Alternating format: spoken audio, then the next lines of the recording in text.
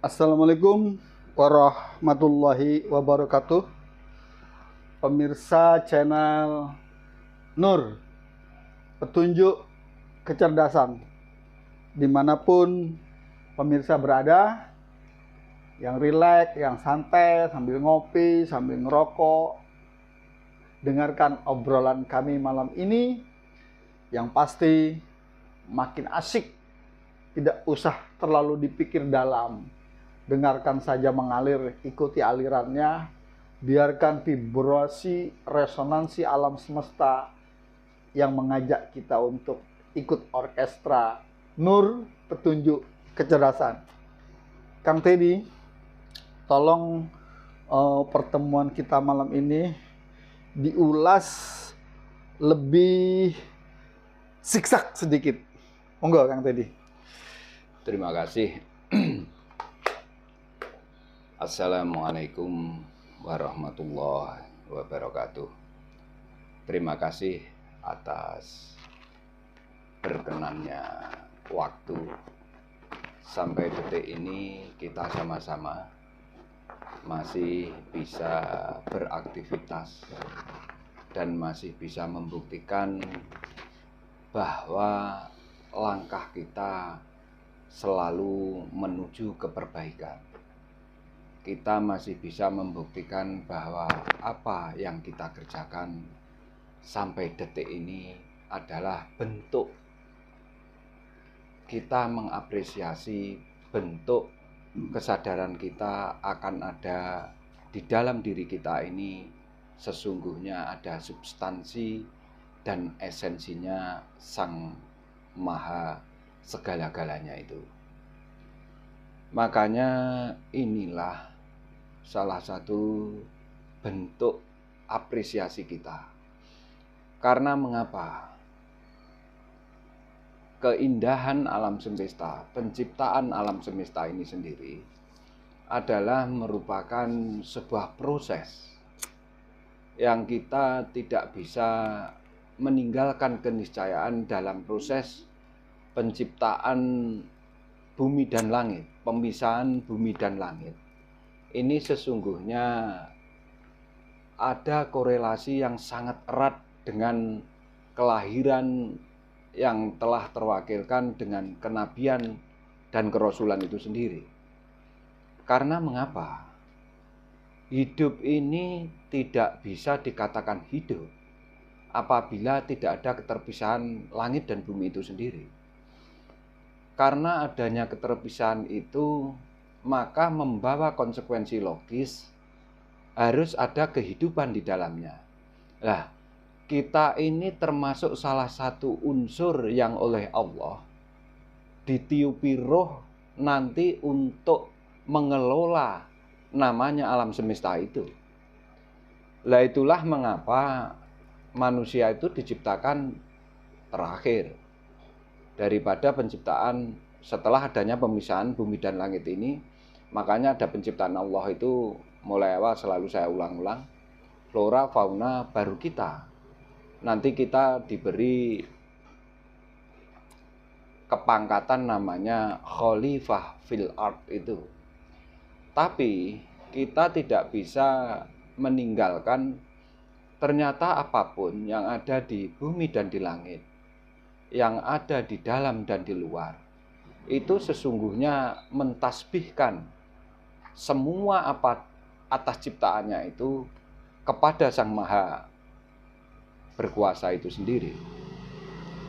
Dari situlah makanya mengapa saya selalu menekankan bahwa kita tidak bisa meninggalkan keniscayaan mengingat kembali kepada surat Al-Baqarah itu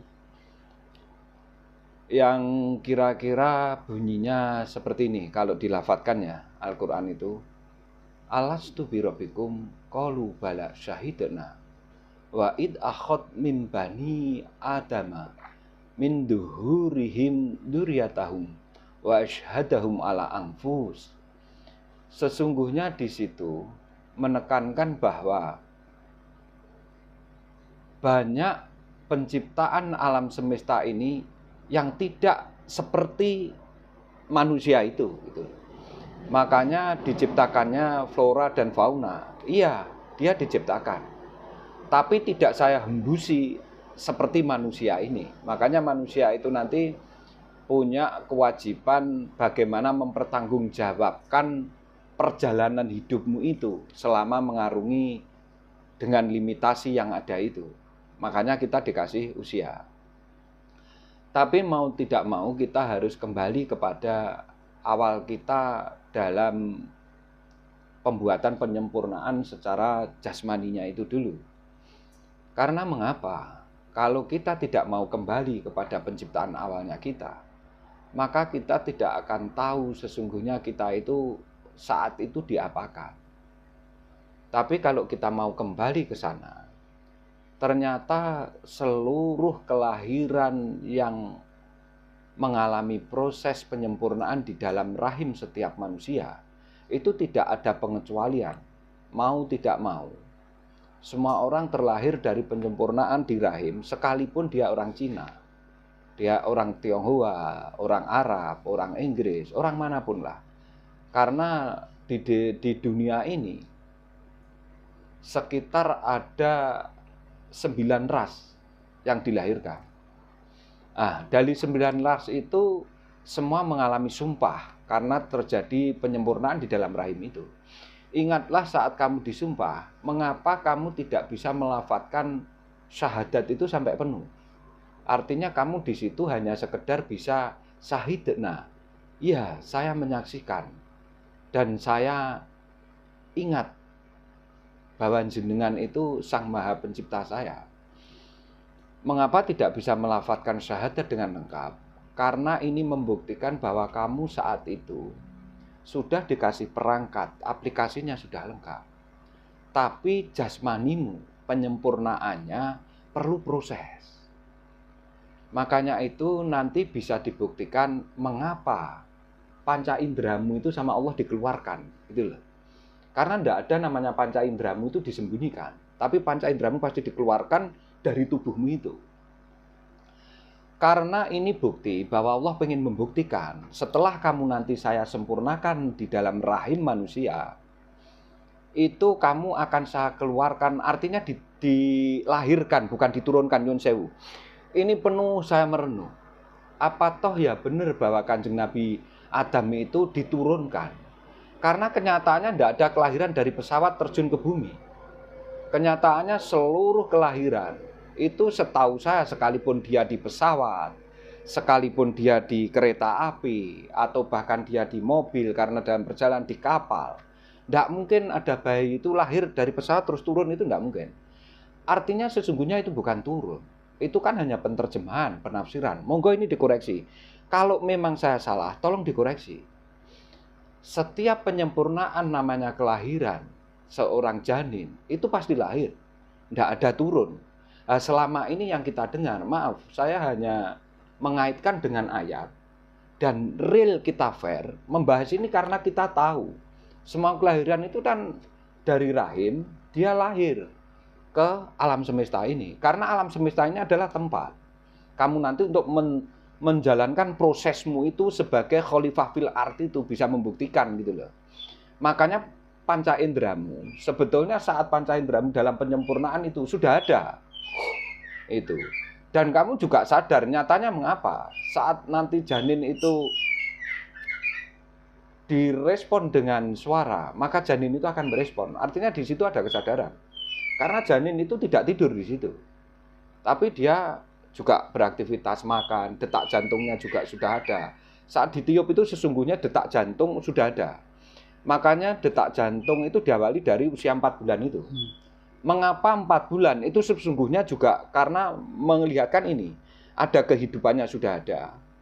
Terus setelah hidup, dia nanti akan bangun dari kehidupannya ini. Habis itu akan mengalami proses dari keterbangunan hidupnya ini. Maka dia akan terjaga dengan keadaannya itu. Setelah terjaga, maka dia tingkatnya tertinggi nanti baru di kesadarannya itu. Nah itu dibuktikan oleh Allah. Mengapa kok 4 bulan tiupan ruh itu? Kok tidak saat 7 bulannya, 7 bulanan orang hamil itu? Tidak. Tapi di 4 bulannya itulah tiupan. Lah apa yang saya omongkan, karena saya kembali merujuk kepada Al-Quran sendiri. Di Al-Quran seperti itu. Siapapun yang baca Al-Quran seperti itu, gitu loh. Makanya saya kaitkan dengan semua apa yang ada, instrumen saya untuk memikirkan kejadian itu, gitu loh. Tapi saat itu kalamnya belum ngomong dia, mulutnya belum bisa dipakai untuk ngomong. Nanti akan berproses sesuai dia dalam prosesnya itu, melewati tahapan-tahapan sampai dia nanti menemukan pendewasaan dirinya itu. Karena sesuai dengan pertumbuhannya itu. Sebetulnya hanya itu mestinya. Kita membuktikan bahwa ternyata kita ini murni pure. Bukan jasad, bukan materi. Ini pemadatan aja. Tapi sesungguhnya ada sesuatu yang maha segala-galanya yang mengendalikan pemadatan itu. Gitu loh sebetulnya.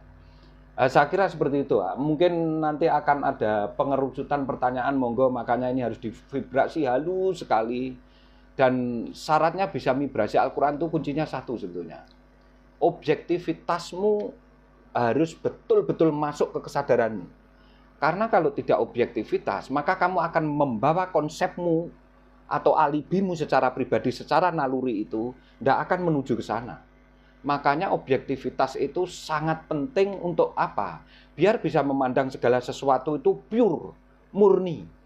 Tidak ada penilaian, tidak ada pemaknaan di situ. Sehingga kamu nanti kalau sudah seperti itu menilai apapun yang bentuknya materi maupun bentuknya kejiwaan, akan lebih real, akan lebih fair lah. Tidak ada kamu muatan di situ. Memang harus itu kuncinya. Saya kira seperti itu. Saya ketengahkan itu dulu. Biar ada feedback nanti dari apa yang saya paparkan mulai awal tadi, gitu loh. Jadi, dengan penciptaannya manusia itu. Jadi sesuai dengan yang disampaikan oleh Kang Teddy tadi, bahwa proses kejadian seorang manusia, iya. mulai dari alam rahim, dari rahim penyempurnaan, ya, sampai brojol, iya. Ya, berproses mas, melalui tahapan-tahapan. Pak, sampai kembali lagi ya. Nah, hidup, terjaga, bangun, terjaga, sadar. Nah, kalau kita runtut itu ya tadi yang seperti disampaikan Kang tadi urut-urutannya. Tapi kita sudah sampai pada tahap sadar. Iya. Sadar, dan kita sudah menyadari bahwa ada sesuatu di dalam jiwa kita. Iya. Nah, yang intinya itu di detak jantung. Iya, di esnu. Detak jantungnya itu generator sebetulnya. Nah, kan kita pada posisi sudah menghidupkan generator di dalam tubuh kita dari jantung tadi. Bukan, artinya gini, generator itu sesungguhnya sudah nyala, sudah hidup. Kita bisa rasakan. Iya, dan bisa dirasakan. Nah, kita bisa merasakan bahwa ada sesuatu dari dalam diri kita. Mustahil apabila kita merenung, duduk, memfokuskan diri. Siapa kita sebenarnya? Iya. Dari mana, bagaimana, dan seterusnya.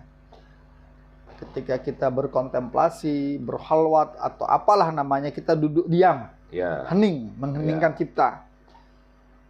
Kang Teddy kan bilang di video sebelumnya, coba kamu duduk di mana saja, jangan terpejam. Iya. Perhatikan dari mulai yang bisa kamu lihat dengan mata, sampai yang bisa kamu rasakan tapi tidak terlihat oleh mata. Iya. Itu ternyata saya lakukan waktunya lebih lama dari kalau kita membaca sesuatu. Iya. Tetapi ada sesuatu yang selama ini tidak didapatkan kalau kita berwirid lah, anggap aja. Berwirid itu kan bacaan yang diulang-ulang. Misalnya, kita baca La ilaha illallah misalnya. Kita baca dalam kondisi normal. Anggap aja 1 jam. Iya. Buat saya loh ya, ini buat saya. Iya. Ya sudah, saya taunya la ilaha illallah, tiada Tuhan selain Allah, itu aja. Itu yang saya pahami. Iya. Nah, ketika saya duduk diam, saya perhatikan, ya seperti yang Kang tadi sarankan, lit kulit, kon iki wis pirang tahun melo aku. Iya. Habis itu tak mata. Ya. Untung aku iki iso ndelok. Itu. Nek gak ndelok piye? Itulah Nggak mulai telinga, menyadari. Nggak telinga dan sebagainya seluruh anggota. Nah, betul. manakala semua itu dirangkum menjadi satu, loh, Gusti iku sakti teman. Iya. Artinya contoh sederhana aja lah. Ketika tangan kita gini kan, bautnya nggak kelihatan. Iya. Ya. Engselnya nggak kelihatan. Kemudian bisa ngangkat beban. Iya. Nah, dilalah kan saya pernah sakit loh. Iya. Ketika tangan ini kecetit nih, nggak boro-boro ngangkat beban. Lo megang tisu aja nggak bisa, ngangkat ini aja nggak bisa, kan gitu ya. Nah, ketika kita menyadar itu dengan kesadaran penuh, bahwa panca indera itu berfungsi masing-masing dengan sempurna. Iya. Ya jujur aja nih pemirsa, saya tidak melakukan apa-apa, tidak mengingat apa-apa, hanya melihat kondisi tubuh. Iya. Dengan panca indera dan anggota tubuh. Iya. Itu tersungkur. Padahal saya tidak membaca apa-apa loh ya. Hanya melihat saja dengan mata, telinga. Sampai saya kalau berkata ini berarti kan sampai terasa. Terasa itu artinya, loh kok air mata menetes? Iya, pasti. Karena kalau saya mendengar kan salah. Iya. Kalau saya melihat juga salah. Iya. Tapi kok moro-moro air mata tuh moro-moro mengalir saja. Iya. Saya bilang, apa ini bentuk vibrasi? Akhirnya saya tanya, tak air mata, kon iso metu iki piye ceritanya? Coba ceritakan ke saya. Nah itu bagaimana itu, Kang? Jadi begini. Saat jenengan seperti apapun tidak menyadari prosesmu sebelum di sini, itu tidak boleh sebetulnya. Karena mengapa? Kamu hanya disuruh oleh Allah itu begini. Keistimewaannya Al-Quran itu begini ya. Al-Quran itu bisa menceritakan atau kita bisa flashback kepada kejadian kita sebelum di sini. Tapi Al-Quran itu juga sebagai dasar kamu melangkah di sini ini menggunakan itu. Sehingga nanti setelah dari sini kamu bisa mempertanggungjawabkan perbuatanmu itu selama ada limitasi usia itu. Nanti setelah dari sini. Itu Al-Quran. Dan itu tidak dipunyai oleh kitab apapun yang bukan dari Allah. Itulah mengapa si Ahmad menjadi nabi karena menerima wahyu itu. Itu loh. Lah, saya kembali kepada penyempurnaan kita saat kita masih di rahimnya di rahimnya orang tua kita. Bayangkan, saat itu kamu sudah dikasih panca indera. Dan panca inderamu ternyata tidak disembunyikan, dikeluarkan. Tapi seluruh daya yang mengendalikan itu di aliran darahmu. Dikendalikan oleh sistem saraf. Dikendalikan namanya oleh sistem neuron dan sistem nefron yang ada. Karena neuron itu otak, nefron itu nanti ginjal. Itu kamu harus sadari dulu. Karena ginjal itu mengolah darah. Nefron yang di atas itu mengolah murni yang berkaitan dengan cahayanya itu. Itu loh. Dan sedangkan yang menstimulus kecerdasan yang namanya vibrasi awal titik itu di jantungmu itu. Nanti bisa dikatakan fuad, bisa dikatakan kolbun, kulub, tapi nanti ada lipatan tuanya itu. Ini nanti kejauhan ya, sebentar. Jadi saya pengen kembali ke sana dulu, mulai prosesnya itu. Nanti kejauhan kalau saya gitu. Jadi saya fokus gini. Sadari, karena kadang orang tidak sadar. Dia hanya gini loh. Karena kita tuh sudah tertipu dengan material pemadatan material kebutuhan.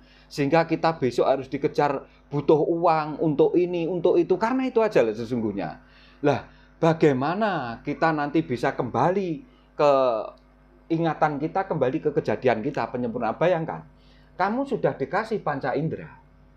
Di sana bisa merasakan, bisa sadar tapi belum berkesadaran. Bedanya di situ.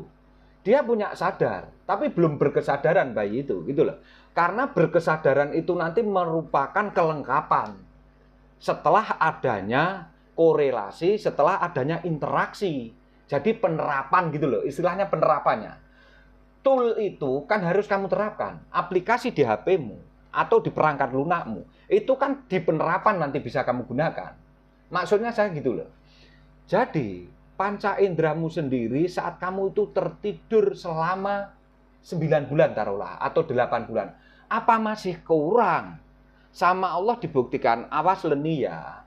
Kalau kamu nanti sudah saya kasih lagi selain dari penciptaan awal saya, kamu tuh awalnya ndak ada. Saya adakan. Setelah ada, maka saya membuat dari keberadaan ini saya tambahi. Makanya wa ja'ala, ada kholaqo, ada ja'ala. Wa ja'ala lakumus am'a wal absara wal afida qalilan ma tazkurun. Makanya kamu di rahim itu ndak bisa menerapkan ini, penerapannya belum bisa. Setelah kamu dilahirkan, maka artinya kan kamu di surga itu terus dilahirkan loh. Bukan diturunkan sebetulnya. Gitu loh. Coba dievaluasi ini, benar apa enggak kata-kata saya ini? Kelahiran. Nah, kelahiran, jadi dilahirkan kamu sudah, bukan diturunkan si Adam itu.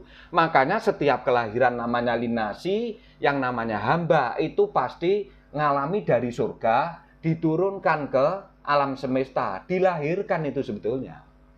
Itu loh. Karena beda antara turun dan lahir. Ya, yang menjadi pertanyaan, kalau di luar Adam, ya, kita bisa menyebut dilahirkan karena masih ada ibu bapaknya. Iya. Tapi kalau Adam kan belum ada. Itu kan penciptaan sebagai manusia metafora. Pertama kali. Itu kan sebagai metafora, proses. Jadi Adam jangan, ya enggak mungkin Adam kalau enggak bisa dilahirkan, kalau enggak punya kedua orang tua. Logikanya begitu. Kalau Adam kan karena pertama kali kan dicipta langsung jedel jadi manusia kan? Iya, lah itu kita enggak usah ngurus itu. Ya, tapi bahwa setelahnya itu kita menjadi Bani Adam, anak turunnya Bani Adam itu. Jadi di sini yang ditekankan oleh Kang Teddy tadi adalah di luar Adam itu sendiri itu adalah kelahiran. Iya, akhirnya kamu dikatakan Bani Adam. Bani Adam. Iya. Kalau Adam diciptakan pertama kali, bahasanya biar gampang antara Bani Adam dan Adamnya. Makanya di surat Al-Baqarah saat akan menciptakan manusia pertama, itu bahasanya gimana? Ke malaikat itu. Ya, aku akan menciptakan seorang hamba. Tapi kan tidak setuju. Itu bahasanya kamu bedakan dengan wa ja'ala lakumus am'a. Nanti di situ jenengan iso, oh ini tuh yang dibilang. Makanya cari ayatnya itu. Ya, jadi biar kamu nanti bisa membedakan omongan saya itu. Gitu. Kalau tidak salah nih, membuktikan. Kalau tidak salah di dunia ini, dalam alam semesta penciptaan manusia, itu kalau tidak salah ada 4 orang. Yang lahir ke dunia dengan tidak sama pada umumnya. Contoh, kalau Isa kan Maryam tidak ada bapaknya, langsung hamil. Habis itu yang itu nanti Basirun Sawiyah. Ya, artinya kita juga ketidaksamaan itu kan kesempurnaan Allah itu sendiri kan. Iya. Nah, gitu loh. Tapi nanti kalau bahas itu nanti ke Basirun Sawiyah yang tadi. Saya tahu itu karena saya nyun sewu gini ya, pemirsa. Sebetulnya bukan saya kok mengedepankan bahwa saya kok ngerti semua, tidak. Makanya kita harus mendiskusikan itu. Saya tahu itu karena saya ngaji 30 juz itu. Sebetulnya itu aja lah ya. Makanya ini kita bahas dulu bahwa saya nanti pengen nerangkan yang jenengan itu gini loh. Kalau matamu saat neng rahim sudah 8 bulan itu nggih merem terus. Wes neng gelari jagat masa melakukan kamu harus terus merem. Maksudku membedakan itu loh. Matamu jangan kamu pakai terpejam lagi setelah di sini kamu ndak buta, gitu loh. Iya, paham. Makanya ini akan saya buka dari kelahiranmu itu apa masih kurang 9 bulan itu we merem. Yo. Lah neng kene buktekno we aja merem, gunakan matamu ini untuk melihat dan mensikapi situasi dan itu diperkuat lagi di surat Al-Kahfi. Iya. Iya kan? Ya. Nah, jadi pemirsa, nur petunjuk kecerdasan. Tujuan atau harapan atau keinginan Nur, petunjuk, kecerdasan. Agar kita itu, ujung inti dari obrolan ini adalah kita tahu dari mana asalnya, kita tahu harus bagaimana di dunia ini, dan kita harus pulang dengan selamat. Iya, itu. Intinya kan itu. Dan kaitannya dengan mengapa melakukan ritual sholat atau ritus apapun, kamu jangan terpejam. Karena kamu matamu di sini tuh dibuka sama Allah, disuruh gini loh. Gawenan motomu bukaan nek wis tak delehne gelari jagat buktekno. Dengan pandangan yang jelas, justru jangan merem gitu loh.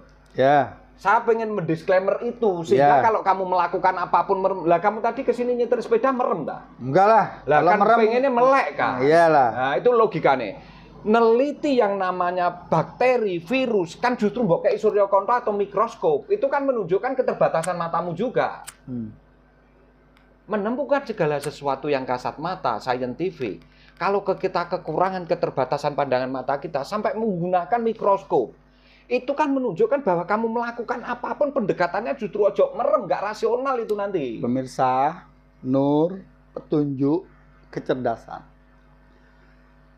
Kita tahu matahari karena kita melihat. Iyalah. Kita tahu otak, akal, pikir, ya harus dilihat. Ya.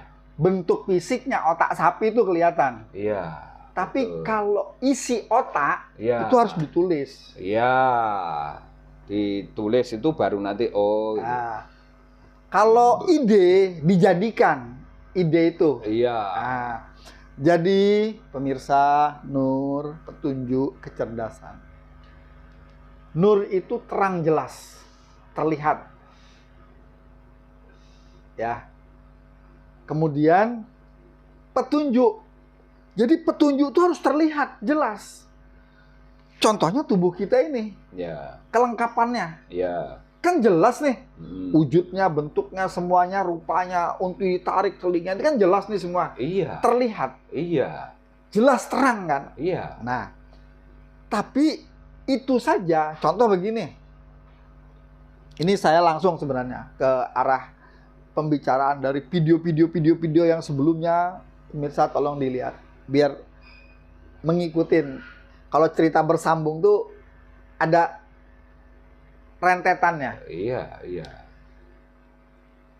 Contoh nih pertanyaan ke anak perempuan nih misalnya. Iya. Nak, coba masak nasi di Magicom. Ya, Magicom. Kalau yang tidak pernah sama sekali masak nasi, bisa enggak dia? Iya. Belum pernah. Pasti salah. Iya. Pasti salah kan? Iya, iya. Kasih berasnya, kasih airnya, kasih Magicomnya, pasti salah. Iya, mungkin airnya kebanyakan nanti. Nah, tidak akan hasilnya itu seperti orang yang sudah terbiasa. Sudah terbiasa. Nah, sebenarnya saya belajar dengan apa yang disampaikan Kang Teddy ini, saya tidak mau ngambil yang mulu-mulu, yang sederhana-sederhana saja. Iyalah. Ketika sudah ahli, ya, mau ada timernya, mau nggak ada timernya, masak di kompor, ketika air sekian, dia udah tahu 30 menit matang. Iya. Iya kan? Iya. Nah, ketika kita paham itu, Kang, itu sama dengan nanti ketika alihan enggan pun seperti itu juga menurut saya, nggak ada beda. Iya, memang iya. Nah, tapi gitu artinya ini kan artinya kita mendiskusikan ini. Kan orang selama ini tidak mengetahui ternyata mengapa janin itu dikasih lagi tambahan panca indera. Pada saat di penyempurnaan di rahim seorang ibu, itu sudah ada. Makanya saya tadi kan ngomong, dia sadar.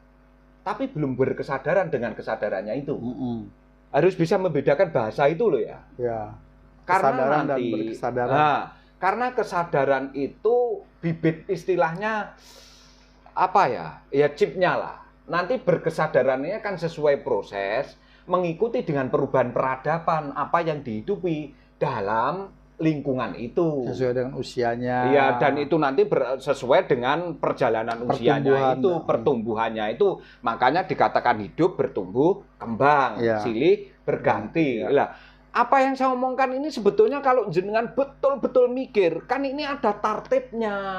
Ada asbabun wurudnya, asbabun nuzul, juga komprehensif. Dan tidak boleh tertukar. Ya jelas, karena nanti kalau bertabrakan kan nggak bisa. Itu loh.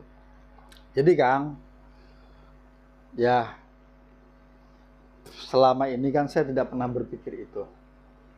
Artinya tuh, yang ngikut aja lah. Padahal sudah kamu alami kan? Sudah. Kamu bisa mengungkap itu kan baru umur sekarang. Iya. Mengapa dulu-dulu tidak kamu ungkap? Karena mencarinya di luar diri. Itu dia baru ngaku. Itulah pemirsa. Carilah semua itu apa yang terdekat di dalam dirimu sendiri. Karena mengapa? Kebalikan pertanyaannya gini. Yang merasakan kamu sendiri, sakit ya kamu sendiri. Tapi kok pakai badan orang lain. Kok cari dokter? Padahal nyun sewu nggih, nyun sewu. Nek jenengan pinter iki, paham ini betul. Sakit itu kamu sembunyikan sendiri bisa sebetulnya. Neng saya nanti terlalu muluk-muluk ngomong seperti ini, pemirsa. Itu saya buktikan diri saya sendiri, nyun sewu. Saya tuh ke dokter enggak pernah. Ngombe pil juga enggak pernah. Sekarang masih bisa jagongan seperti ini. Masih bisa diskusi seperti ini. Bayangkan. Istri saya tanya itu sudah. Pernahkah suamimu itu minum pil? Sakit apapun, kondisi seperti ini, apapun, bagaimana, terus sampai, artinya begini loh ya. Jangan dari ini nanti, dibiaskan lagi, akhirnya saya dimusuhi orang kesehatan. Bukan itu maksud saya. Tapi saya pengen kita sama-sama diskusi, membuat keterbukaan, yang fair sajalah. Hidup ini gimana? Biar nanti kita menemukan bahwa sesungguhnya Al-Quran ini benar-benar petunjukmu yang tidak membohongi dirimu sendiri. Bisa kamu pakai untuk apapun, makanya di situ disebutkan wakul ja'al haqqo wa zahaqal batilu inal batila. Al-Quran ini untuk standarisasi antara yang batil dan yang benar. Inal batila kana zahuqa wa nunazzilu minal Quran mawa syifa, tapi ya bisa untuk obat. Itu loh, kurang lengkap apa Allah menciptakan dirimu dan alam semesta ini. Jadi jangan diputar balikkan omongan saya. Runtutnya ini, komprehensifnya ini, ketelitiannya ini, ketertibannya ini, ada sebab-sebabnya itu. Lihatin, kamu telusuri, kamu observasi, atau kamu mengadakan riset, silakan. Apa saya mengada-ngada dengan omongan saya ini? Gitu loh. Coba kamu renungkan dari omongan ini tadi. Saya punya keinginan apa sebetulnya? Tidak ada. Objektif sekali saya memandang sesuatu itu. Hanya dengan kacamata Al-Quran saja saya memandang. Akhirnya dari pandangan-pandangan tadi, di situ kita semakin jelas tampak. Oh Allah, oh Ahad, oh Soma, oh Malik. Pasti kamu nanti bisa membedakan antara Laha, Allah, Rob, dan Malik ini. Karena semua 4. Makanya 4 bulan baru ditiupi sama Allah. Lah kamu nanti akan bisa membedakan, otomatis lah, wong itu setelan otomatis semua. Cuma syaratnya satu, gunakan itu semua. Berdaya gunakan apa yang ada di tubuhmu ini, sehingga kamu paham dengan bahasa man arrofa nafsahu, fakot arrofa robbahu. Aslinya itu loh. Pemirsa, nur, petunjuk, kecerdasan. Pepatah mengatakan, kalau kita berkawan dengan penjual parfum, ya, maka kita jadi bau wangi. Iya, otomatis. Ya kan? Iya.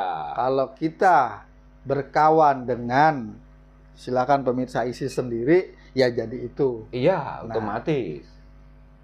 Tapi ini saya mau mencoba disclaimer. Ya. Ketika kita berkawan sama orang penjual parfum, ya, maka terciumlah bau wangi. Ya. Tapi kita tidak akan pernah bisa melihat wangi itu sendiri. Nah, itu nanti kaitannya dengan gini, Mas Kaji. Di saat kamu tidak kenal dirimu sendiri, maka kamu kan mati sebetulnya. Dengan dirimu sendiri tidak kenal kok. Sama aja kamu terlepas dari kesadaranmu itu. Saat kamu sudah terlepas dari kesadaranmu, maka kamu akan mudah dikooptasi oleh lingkungan yang membentukmu itu. Padahal sesungguhnya kalau kamu kembali ke kesadaranmu, kembali ke namanya kehidupanmu, tidak bisa terpengaruh. Saya contohkan gini, ada ikan di laut, dia hidup, maka ikannya tidak asin kok. Tapi kalau ikan itu nanti mati, maka tak kasih air garam sebentar aja, ikannya pasti asin. Ini membuktikan apa? Berarti kamu di situ harus hidup dan segala sesuatu yang hidup pasti ada ilmunya. Makanya ada ucapan al ilmu hayat. Ilmu itu pasti menghidupkan. Saat kamu tidak hidup, kamu mati. Yaitu kamu akhirnya manut dong. Seperti anjing aja lah. Good boy, pinter. Jadi kamu jangan menjadi orang yang pinter. Kayak asu kok. Karena orang pinter tuh nurut. Didogma kena, didoktrin kena. Lah kamu harus cerdas. Bedanya di situ. Dan sampai saya contohkan ke anjing sudah gitu loh. Lah, pelajaran apa yang harus kamu tertawa ya? Kamu tertawa ini pasti. Ya merasa kamu dulu didoktrin dia pinter, good boy. Kamu akan menjadi ini, menjadi itu. Ya gitu. Jangan sampai kamu seperti itu. Jadi gini. Saya jujur aja. Gimana? Jadi kan maaf. Ini kan karena biar kamu sendiri merasa. Kita ini ngomong realita. Iya, itu loh maksudku. Jangan kamu tolak. Kita ini sekolah SD, SMP, SMA, dan seterusnya. Sekolah agama, pondok. Iyalah. Semua. Iya. Orang yang adakan pendidikan ini, itu ada 3 macam. Iyalah. Ada yang ikhlas, tanpa pamrih. Iya. Ada yang sangat pamrih. Iyalah. Ada yang kon kudu ngene maring ngene. Iya, berarti sistem komando. Ya. Artinya doktrin itu. Apapun itu biarkan saja. Iya. Toh itu buktinya menjadikan orang pintar. Iyalah. Orang cerdas. Orang pintar bukan cerdas. Enggak, cerdas juga. Karena dari pinternya itu dia mendapatkan kecerdasan. Tapi dia tidak sadar bahwa dia itu diciptakan. Dia tidak sadar bahwa dia dilimitasi. Iya. Dia tahu dilimitasi, tapi tidak sadar. Tidak menggunakan kesadarannya. Nah, kenapa tadi saya kasih contoh anak perempuan ketika disuruh masak, tapi dia belum pernah melihat, tahu, diajarkan, pasti salah. Iya. Nggak mungkin. Benar bisa. Itu. Ya memang saya tidak menafikan itu benar. Tapi sekali diajarin, belum tentu juga benar. Iya.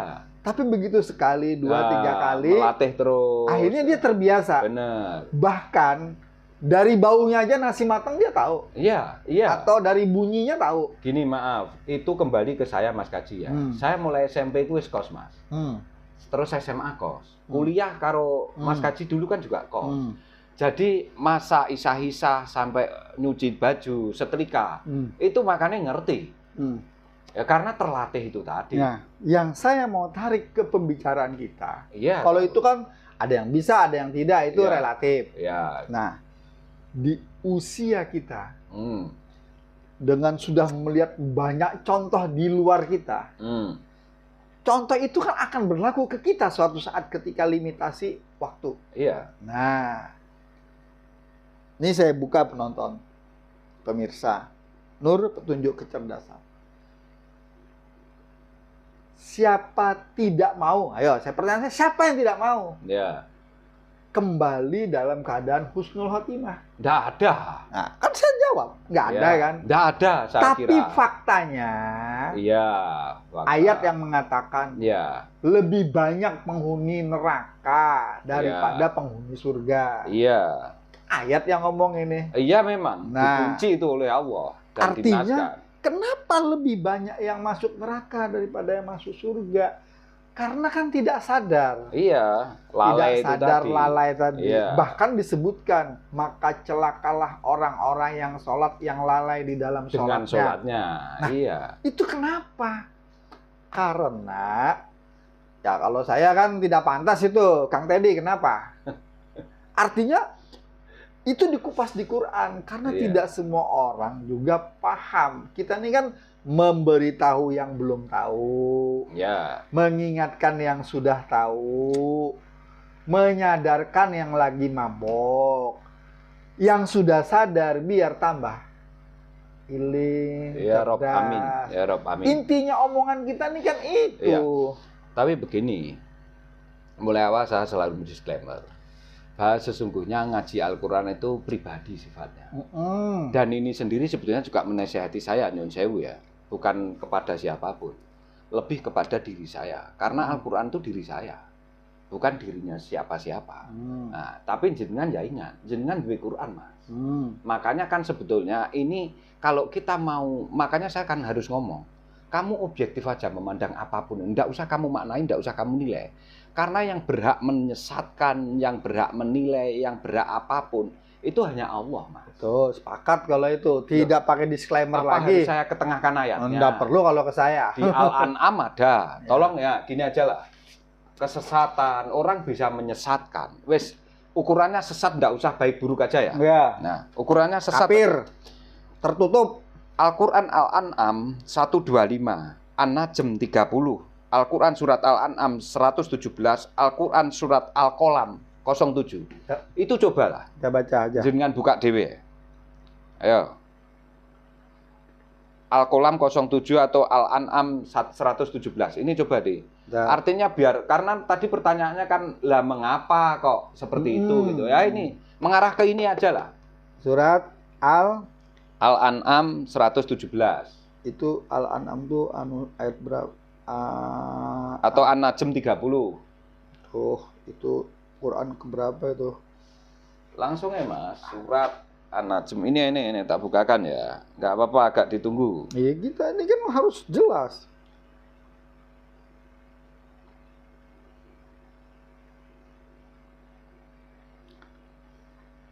Al-An'am ayat Al-An'am 117. 117.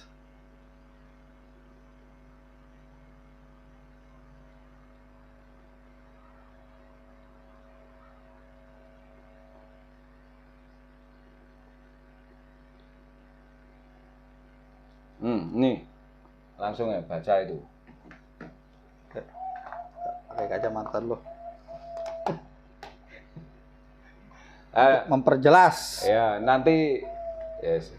Mana? Habis Al-An'am tuh carikan yang satunya. Nih saya baca ya. Gak iso aku nak jadi sampai. Langsung artinya saja.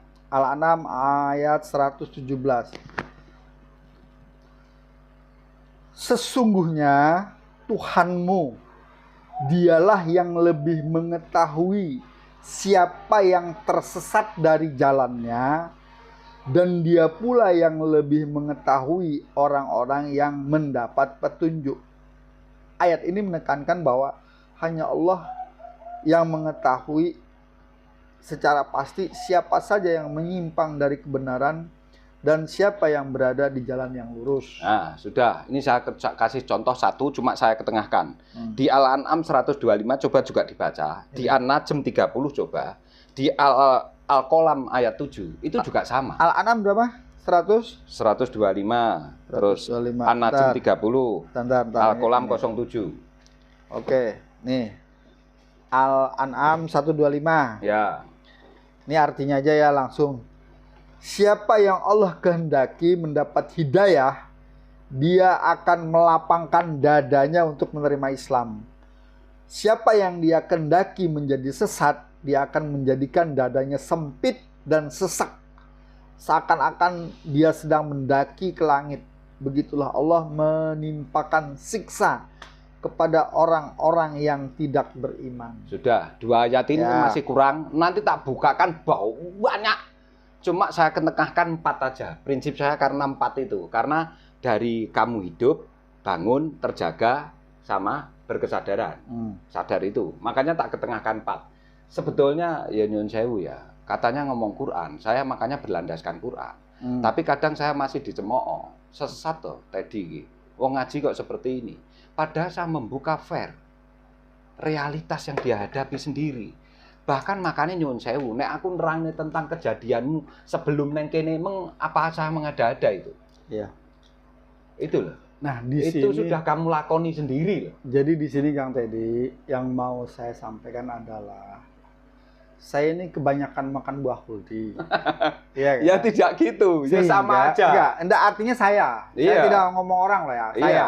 Karena kebanyakan makan buah kuldi, jadi yang dibaca lantumannya, lagunya, bacaannya, aja, lafadznya. ya. Tapi tidak membaca terjemahannya tadi, sehingga sama dengan menyanyi tapi nggak ngerti artinya gitu. Bio berarti ya, selama bio. ini. Nah, akhirnya kan setelah jenengan kasih tahu dulu, akhirnya kan saya sering baca. Akhirnya saya mengurangi merajin membaca tuh, membaca tapi bukan berarti ngaji, tapi membaca terjemahannya. Sehingga saya mulai paham. Tetapi dalam pemahaman itu, faktanya di lapangan itu tidak sama. Ya, akhirnya menganggap itu sebuah pembenaran, itu sebuah kebenaran, karena setiap hari kamu tahunya itu. Ketika saya mencoba berdialog dengan diri saya dan orang-orang itu, konon ceritanya, kok tidak matching. Ya, dengan saya. Iya. Kan saya bingung nih. Nah, sampai suatu saat kita ngobrol, saya renungkan sampai berarti kan sudah pasti sampai. Kalau saya ngomong sampai kan 2 kali penekanannya itu. Sampai iyo nek kepingin tahu rasa rawon, ojo bolak-balik nyebut rawon. Kata sampean itu kan waktu itu ngomong ke saya.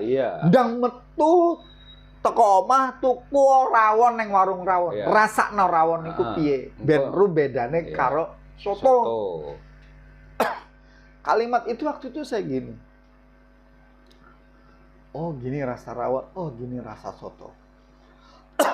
Itu kan dalam bentuk rasa makanan. Tapi kan rasa tuh banyak.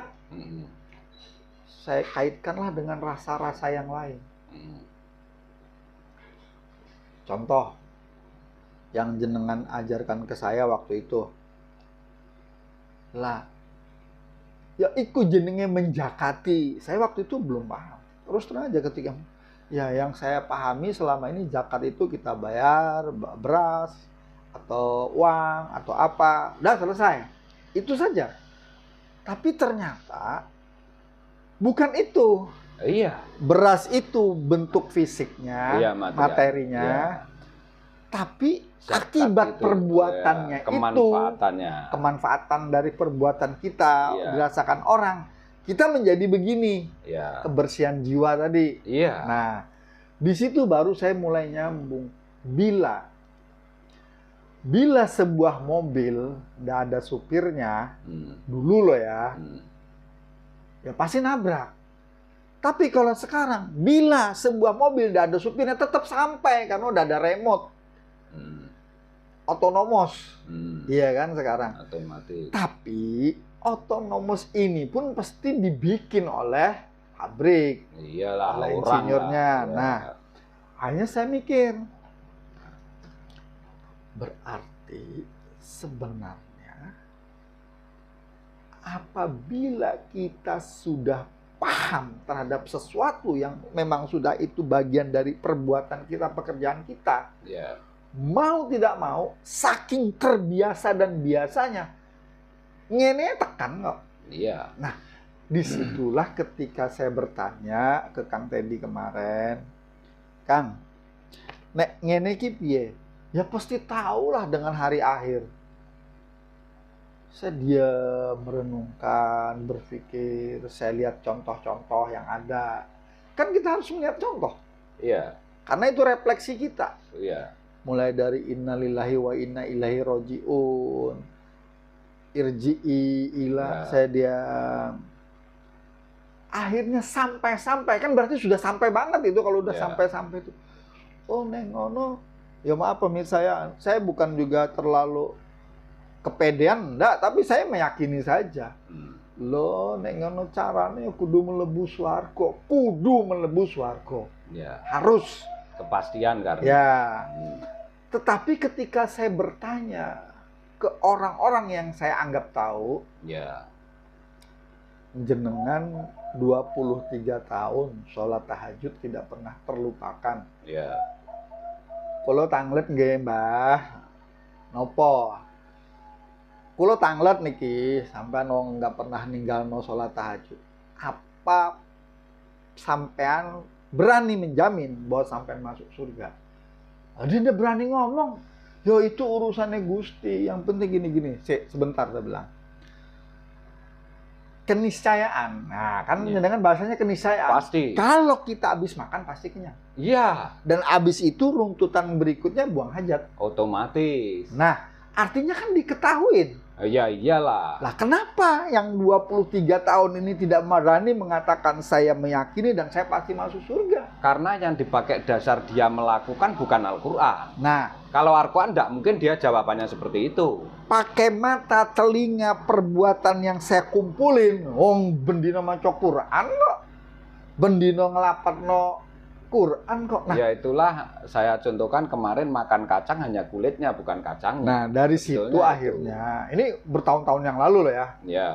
Lah, wong sekelas sing ngono wae gak wani ngomong pasti masuk surga. Lah terus orang yang seperti saya ngelakoni sholat tahajud nggak tahu. Makanya Mas, iya kan ini gitu. nanti kejauhan karena ini tadi kan pertanyaannya. Lah kok ya kasihan, nyatanya ada petunjuk Al-Qur'an.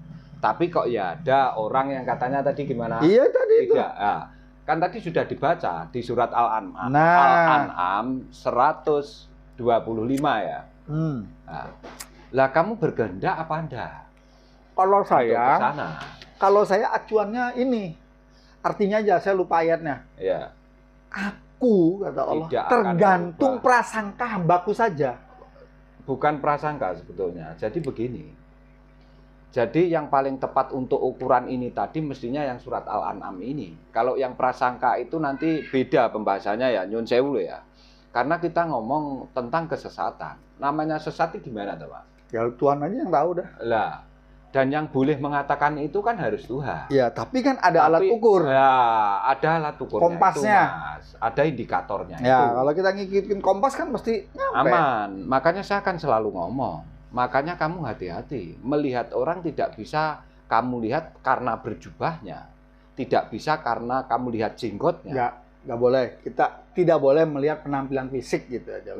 Ya tidak boleh melihat penampilan fisiknya. Ya. Atau melihat banyaknya ritual yang dia lakukan. Iya. Tapi justru kita melihat sesungguhnya. Dia itu menggunakan atau acuan dia melakukan itu sumbernya apa? Kan berarti kita melihat sumbernya itu loh. Nyun sewu ya, ini tak tegaskan lagi. Jangan kamu melihat sesuatu itu hanya karena yang kamu lihat penampilan fisiknya. Satu itu. Yang kedua, juga jangan kamu lihat karena banyaknya dia melakukan secara fisiknya itu. Belum tentu. Karena Allah sendiri punya ukuran. Ya, bukan kuantitas, bukan. Hah? Bukan kuantitas, bukan jumlah. Bukan jumlah yang dia lakukan. Tapi bagaimana dia meruntutkan lakunya ini tadi seperti yang saya contohkan. Setelah kamu menggunakan semua panca indramu ini sesuai dengan hukum-hukum yang telah ditentukan. Karena itu nanti kan sesuai dengan peradaban yang kamu hadapi. Dan itu dilakukan oleh orang Barat. Malah begitu sebetulnya. Cuma saya tidak ngomong sana-sini lah. Orang naturalis saya ngomong, itu justru malah ngerti isinya. Makanya dipraktekkan dalam mensikapi alam, dalam mensikapi dia memegang perusahaan, memegang jabatannya. Iya apa enggak Nyun Sewu? Kalau dia melakukan kesalahan lebih baik pulang ngendat kok. Apa? Itu. Sidik, amanah, patonah, tablik. Ya, itu bahasanya kan juga ada 4. Sidik, amanah, fatonah, tablik itu. Ya, saya paham, tapi di bahasa saya omongkan dengan bahasa kamu hidup, kamu bangun dari hidupmu itu, setelah bangun kamu akan terjaga dengan kebangunanmu itu, setelah itu sadar. Kalau kamu sadar, nanti kamu akan menggunakan kesadaran itu, namanya berkesadaran. Itu lebih tinggi. Makanya ada pengurungu, kawruh ma'rifat, akal, faham, kalam. Nah, proses ini juga tidak main-main gitu loh. Mengapa bisa menyebutkan ini? Karena ini Al-Quran sesungguhnya. Cuma karena saya orang Jawa, Nyun Sewu, etnis saya, ya saya omongkan Jawa saya. Karena Al-Quran itu sesungguhnya bagaimana kamu bisa memahami ini kan harus dengan pendekatan bahasamu. Kalau pakai bahasa Inggris terus gimana? Pemirsa, Nur, petunjuk kecerdasan. Saya yakin pemirsa sekarang sudah semakin cerdas. Kita lanjutkan ke season kedua. Ya.